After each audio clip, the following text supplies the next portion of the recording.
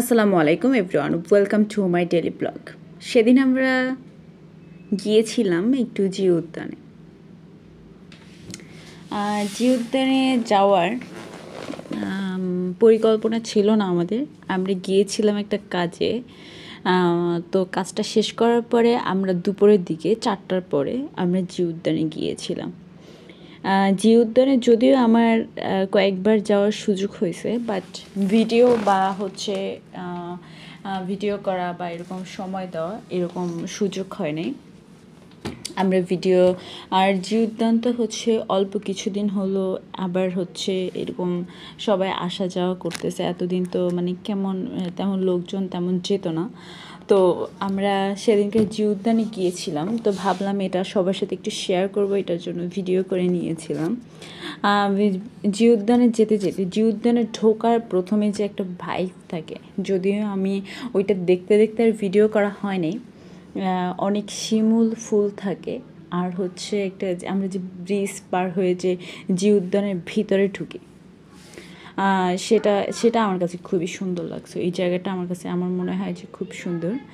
তারপরে আমরা ভিতরে গিয়ে উপরে উঠে দেখতেছিলাম যে এখান থেকে কেমন লাগে, এবং আমাকে দু একটা ছবিও তুলে দিয়েছিল, যেটা এত সুন্দর আসে না, কারণ আমাদের অপোজিটে সূর্য ছিল, এই জন্য ছবিগুলো খুবই খারাপ হয়েছে। তারপর আমরা উপর থেকে দেখতেছিলাম জিয়াউর রহমানের কবরস্থান।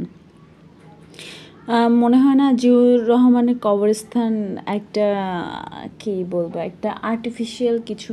কারণ হচ্ছে মহামানব বা আমাদের যুগে যুগে যত নবী রাসূল আসছে, তাদের কবরকে প্রত্যেকের কবরই খুবই সিম্পল রাখা হয়েছে, যেখানে মানুষজন যাবে শুধু কবরের দোয়া পড়তে বা এমনি কবর জিয়ারত করার জন্য।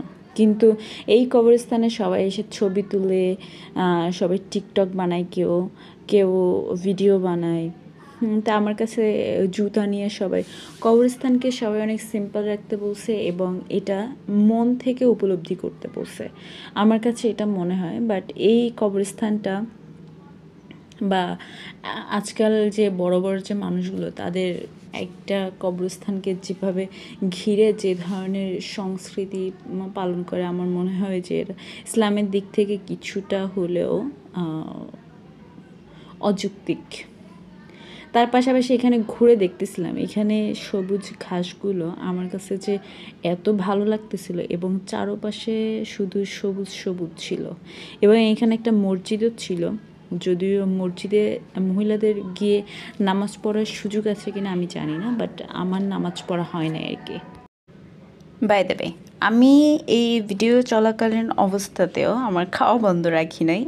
আমি গিয়ে একটা চানাচুর বানানো খাওয়া শুরু করেছিলাম, বাট আমি এটার রিভিউ খুব খারাপ দেবো, এটা খেতে খুবই বাজে ছিল। কিন্তু আমি তবুও নষ্ট করি নাই, যদিও খাবার নষ্ট করা শয়তানের ভাই। তো আমি খাবার নষ্ট করি নাই, আমি পুরোটাই শেষ করছি।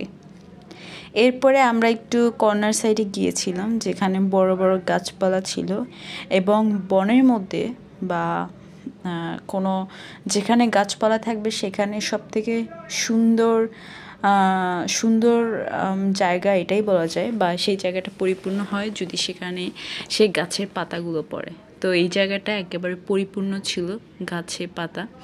এরপরে আমরা এর যে যে জায়গাটার কথা প্রথমেই বলেছিলাম, যে এই রাস্তাটার থেকে হাঁটতে শিমুল গাছ এবং এই যে ব্রিজটা পার হয়ে যে রাস্তায় ওঠা, এটা আসলে খুবই অসাধারণ জায়গা।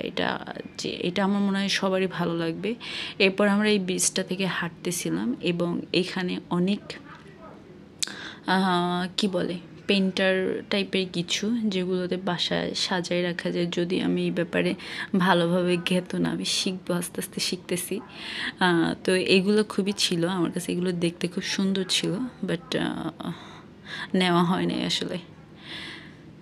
এই আর কি, ওই দিনের দিনটা আমাদের সন্ধ্যাবেলাটা এভাবেই কাটে। তারপরে এই জায়গাটার কথাই বলছিলাম, যে এটা খুবই সুন্দর জায়গা, যদি এই জায়গাটায় আমাদের একটু ছবি তোলা হয়নি। এই দিনটা খুবই সুন্দর কেটেছিল। সবাই সুন্দর দিন কাটান, ভালো থাকেন, আল্লাহ হাফেজ।